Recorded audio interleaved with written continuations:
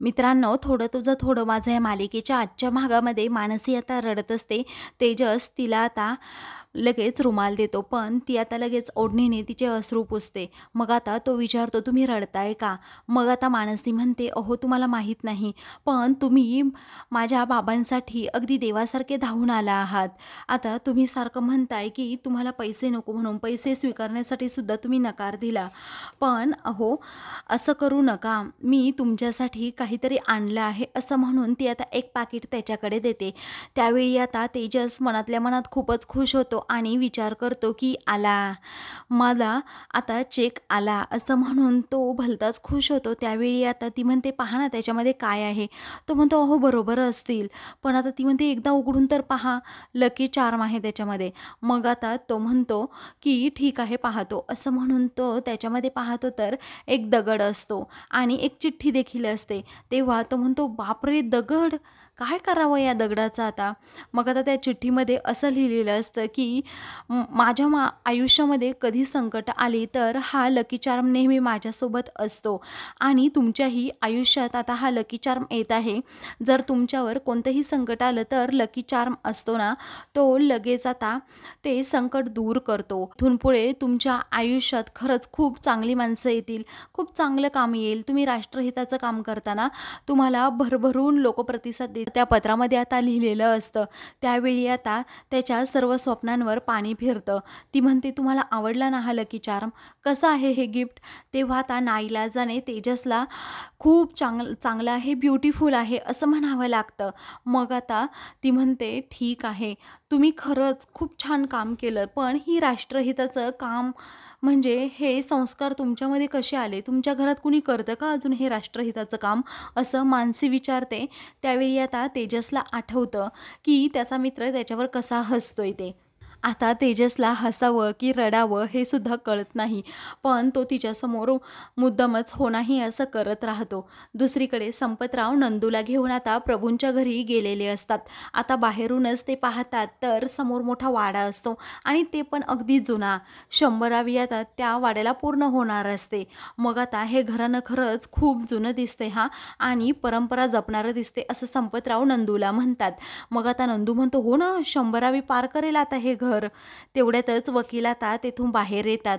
मग आता संपतराव म्हणतात, नंदू पाहिलं का रे, अरे तेजस साहेब ना खरंच खानदानी माणूस आहे असं वाटतं, कारण त्यांच्या घरामधून आता वकील वगैरे बाहेर पडतात, तू पाहिलं ना, अशा गाठीबिटी होत असतील त्यांच्या, असं म्हणून ते आतमध्ये जात असतात. तर दुसरीकडे मानसी विचारते, हो सांगा ना, तुमच्या घरात राष्ट्रहिताचं कोण काम करतं? मग आता तेजसला आठवतं की वहिनीने तर 2 लाख रुपये 1 महिन्याच्या आत द्यायला सांगितले आहे आणि मी कसलं राष्ट्रहिताचं काम करतोय. तेव्हा आता त्याला काय करावं सुचत नाही.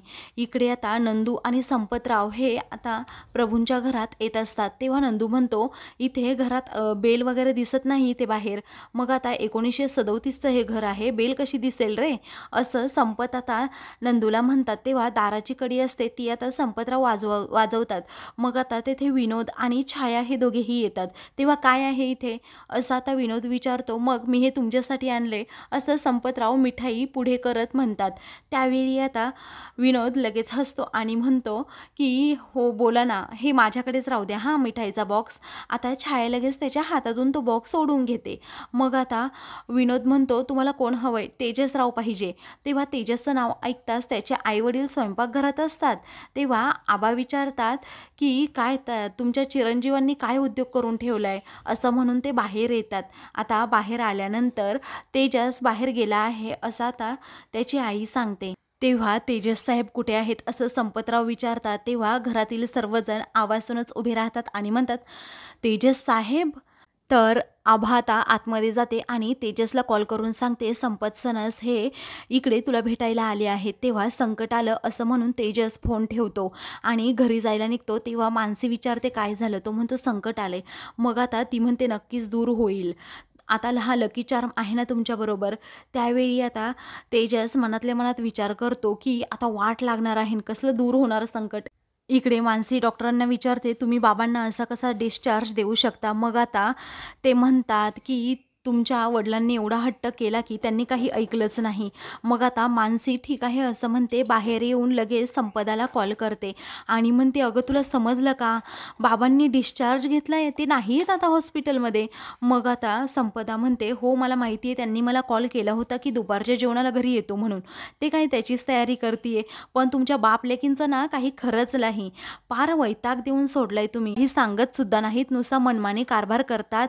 बायकोला काही गोष्टी कळायला नकोत का. ती आता मानसी म्हणते, आई प्लीज चिडू नको ना गं. आणि बाबांना हार्ट अटॅक बद्दल काही बोलली नाही ना. मग आता ती म्हणते, नाही बोलले बाई, तुम्हाला लपवाछपवी करायची ना करा.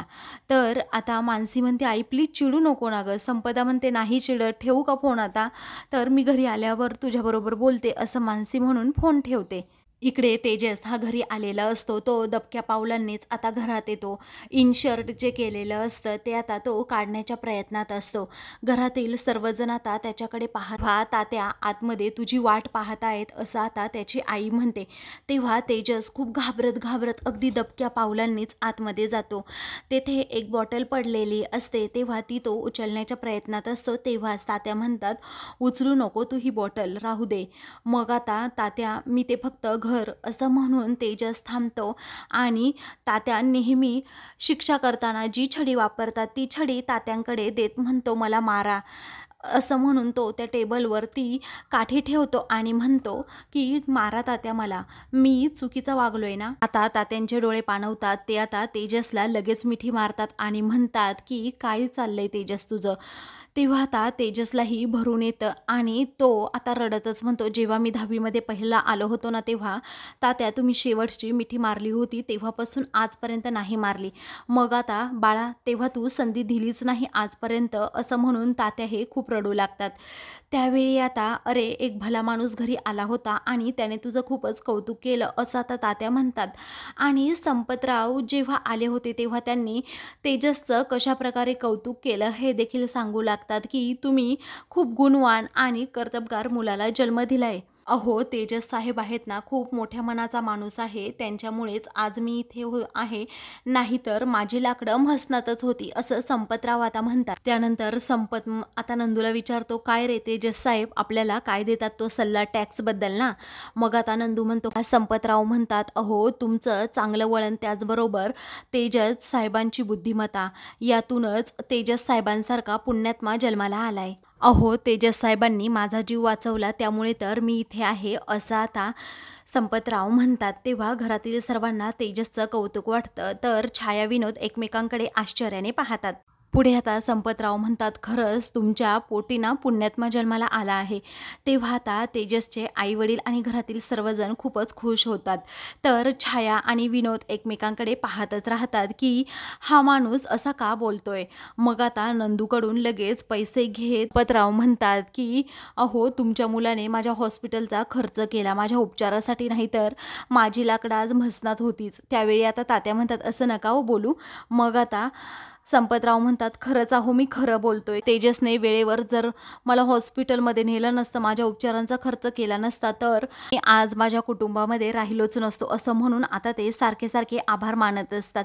मग आता तात्या म्हणतात, तुम्ही बसा ना, असं म्हणून त्यांचा आता चहापाणी होतो. मग त्यानंतर तात्या हे म्हणतात, अहो माणसाने माणसालाच मदत करायची असते.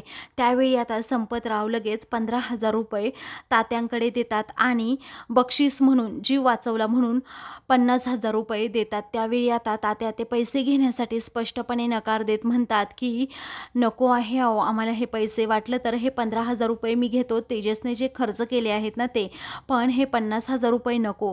अहो माणूसच माणसाच्या कामी येतो, तुम्ही असं करू नका. त्यावेळी आता संपतरावांना खूपच आनंद होतो. ते म्हणतात, मी ना खूप पुण्यवान माणसांच्या घरात उभी आहोत, कारण अशी माणसं भेटायला नशीबच लागतं, असं म्हणून संपतराव आता तेथे खूप गप्पा टप्पा मारतात आणि मग तेथून जातात.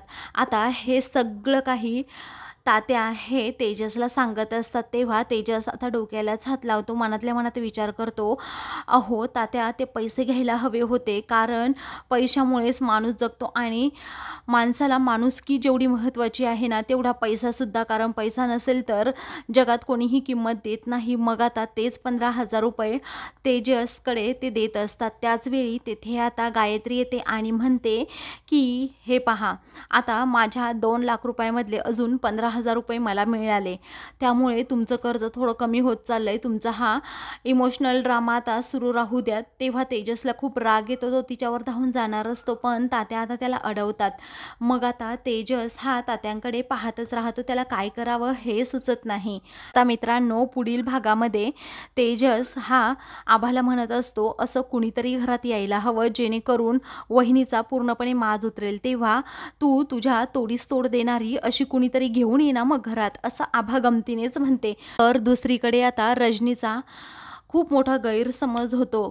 खरं तर रणजितला मानसी आवडलेली असते, पण रजनीचा गैरसमज होतो. ती आता अण्णाच्या घरी जाते आणि म्हणते की तुमची मुलगी मनस्वी आम्हाला पसंत आहे, कारण माझ्या रणजितला ती आवडली ना म्हणून. तर आता आईने सुद्धा होकार दिला, म्हणून रणजित हा संपतरावांना भेटायला त्याच्या घरी येतो. बरोबर तो मानसीला मंदिरात भेटतो आणि तिला फुलांचा बुके देत असतो.